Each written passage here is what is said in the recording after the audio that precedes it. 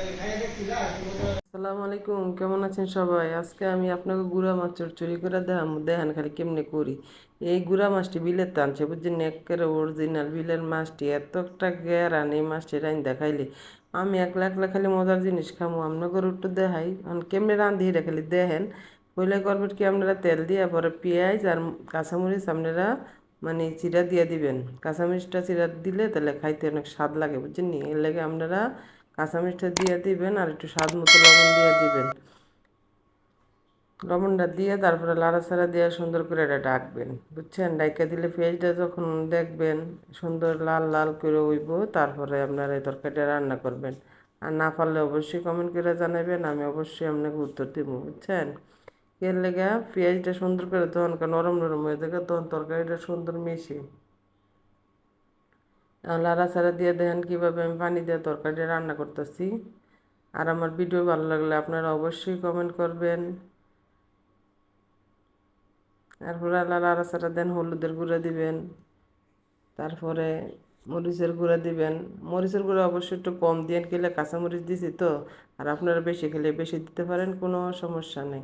এরপরে না সুন্দর করে লাড়াচাড়া দিয়ে যখন দেখবেন আপনারা মশলাটা সুন্দর করে মানে হয়েছে, রান্না হয়েছে, তখন আপনারা গিয়ে আর কি মাছ দিবেন।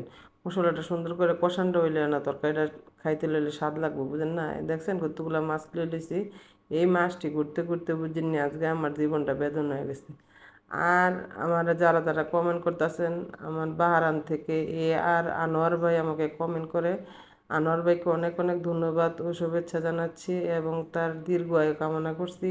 কারণ যে আমার ভালো চায় আমি তার জন্য দোয়া করি, অবশ্যই সবার জন্য দোয়া করি, কিন্তু স্পেশালি তার জন্য দোয়া করি।